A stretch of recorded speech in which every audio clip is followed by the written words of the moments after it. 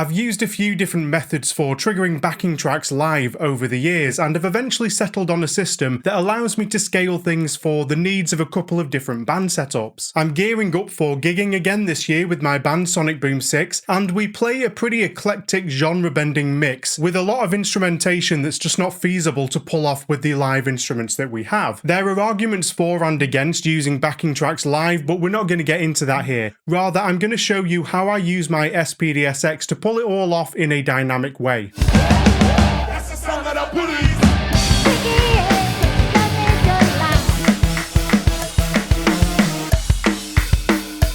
There are other ways to run tracks from a phone, a tablet or a laptop and interface if you want, but sometimes I need to be able to fire off a track while I'm playing, so hitting the SPD-SX with a stick is really handy. It does have a few annoying routing limitations, but fortunately I only use 4 outputs and I can accomplish everything I personally need with its onboard features. The tracks are split up into 2 files that I trigger at the same time using the SPD-SX's pad link function. There's a stereo backing track that contains the bulk of the instrumentation. If the track calls for it, there might also be a mono track, and that'll have either additional horns or guitar on it, and then there's the click track. So one pad triggers the main track, and the linked pad triggers the auxiliary track that's got the mono instrument panned left and the click track panned right. I'll get into how I route those later, but here's how the raw tracks sound solo and together.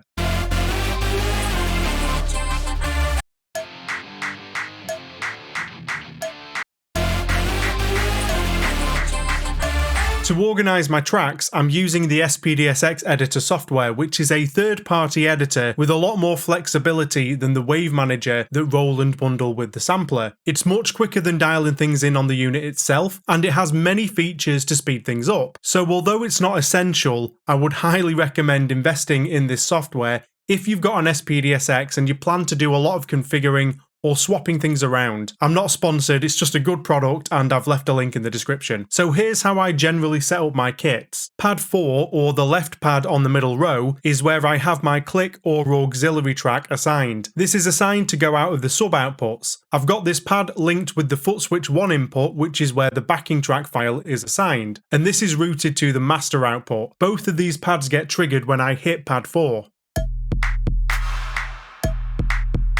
Using the foot switch input is a bit of a layover from a different setup that I used with my party band boombox. I might do another video about that in the future. It has the handy benefit of not taking up an extra pad on the face of the unit. The reason that I would set pad 4 up as the click track rather than the other way around is because these little LED lights light up in time with any sound coming through. So using the click track for this gives me a visual metronome when I'm looking at this LED. The one exception for this setup is the first track of the set, where I actually use the foot switch itself to trigger the intro track that we walk on stage 2. The foot switch is typically placed off to the side somewhere, and that's where I'll activate it from. The crowd gets excited and we walk on. The rest of the set I'll trigger from the face pad with my sticks. This approach can be really flexible. Some of the backing and click tracks are the same length, so they start and end at the exact same time, but I can configure these how I like. So we might have an intro that begins before the click track comes in.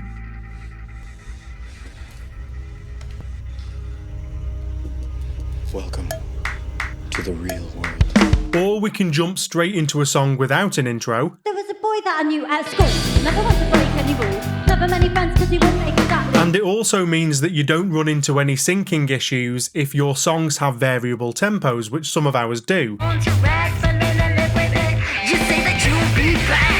I generally set the pads up with the loop off and the trig type set to shot, which means that any time you hit the pad, it will start the track from the beginning.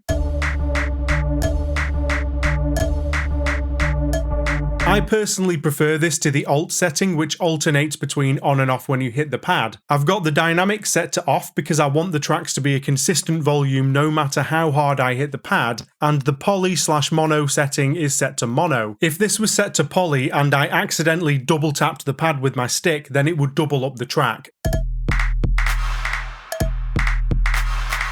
We don't want that, we want it to cancel off the original track if that happens. Up on the top row, I've got my stop pads assigned. There is a function on the SPD-SX where you can assign a pad to turn all of the sounds off, but I've actually got most of mine set up with a mute wave file, so that's just a moment of silence saved as an audio file. And then I've got a mute group set up with these top 3 pads and the 2 tracks. This means that if I hit any of these top 3 pads, it will kill anything assigned to that mute group. I'll get into the reason for that setup later on. I also have a record scratch sample that we sometimes use as part of the show, and I keep that on pad 3, the right hand top row pad, using the same mute group to stop the tracks.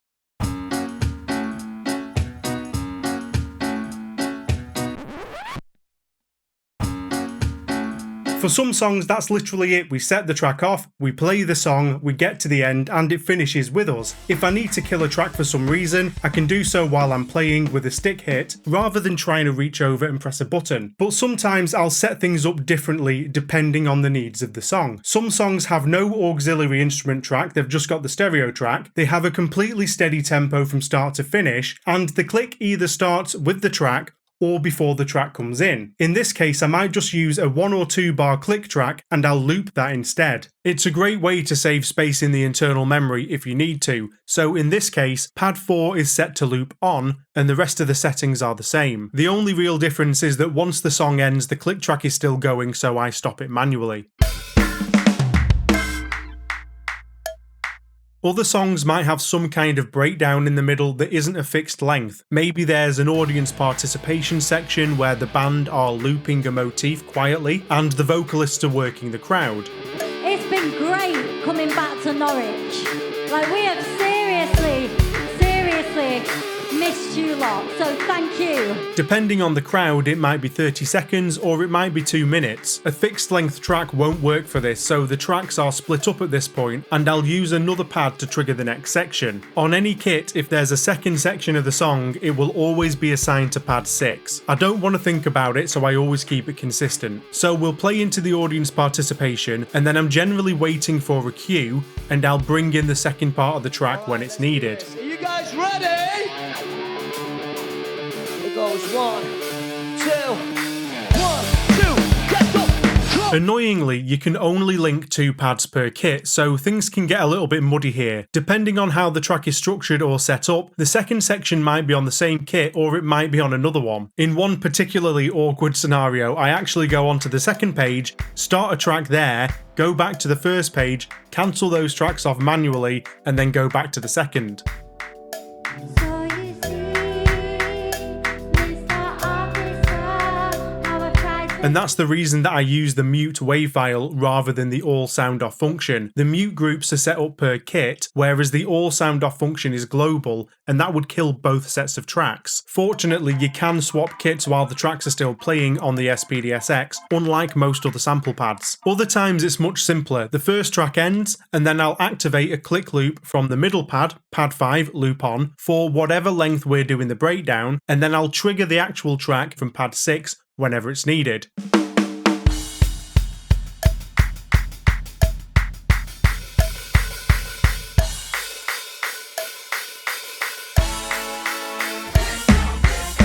This means that I don't have to use the pad link feature, so I can keep it all on one kit page. We'll also sometimes use little interlude tracks that we run quietly between songs so that there's not dead air, and if this is the case, I'll usually have that set to pad 9. When using that, we've got a sort of slow down tape stop sample that's assigned to the subwave of the aux track on pad 4. This gets triggered at the same time as the main track, muting the interlude track in a way that doesn't just cut it off abruptly.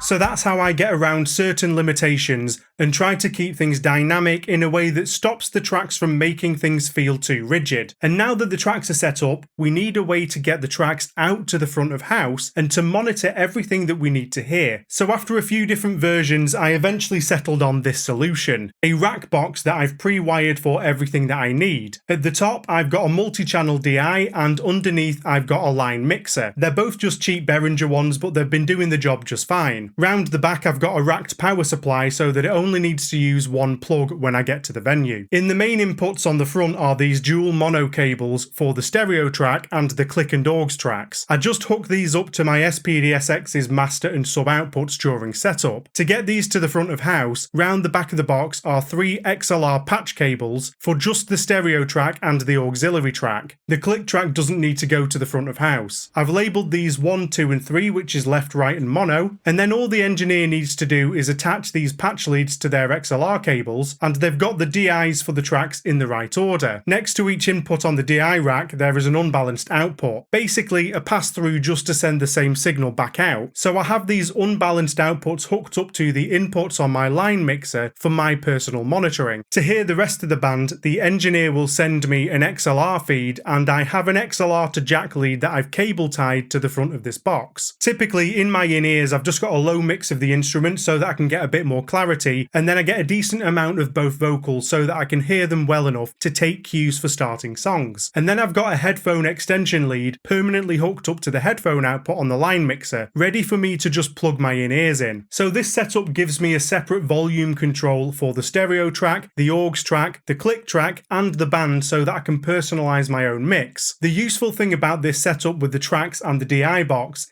is that I'm monitoring exactly what's being sent to the front of house rather than monitoring a separate set of outputs. This can really help to troubleshoot quickly. If I can hear the tracks and the front of house can't, then it's probably not an issue with the SPD-SX, it's an issue between the DI box and the front of house, and so on. When you're using a click track, you really need to guarantee that you'll hear it, and this means I've always got the essential parts coming directly from my kit. So how does this all sound in practice?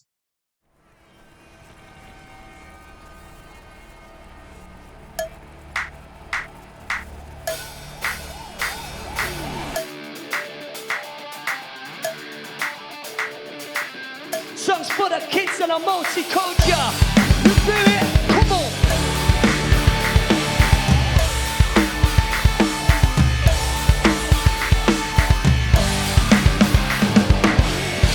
Get your hands up if you're proud to be living in a land where we take a chance to build our future. For the kids and a multi-culture.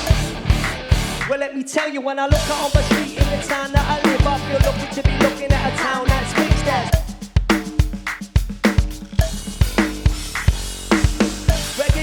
In Polish roses, getting them together like chips and samosas. This ain't segregation, ain't hopeless. Then I get each other aside, right the rovers. This is an evolution. This is the world that we shape. This is a contribution to calling brave and brave. Get your hands up if you're proud to be living in a land where you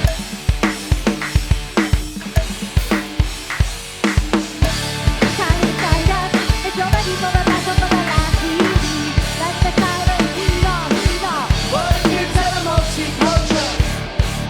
They won't divide us, 'cause what define us is what's inside us. Wait and see. Take a chance, go build your future together. This was meant to be.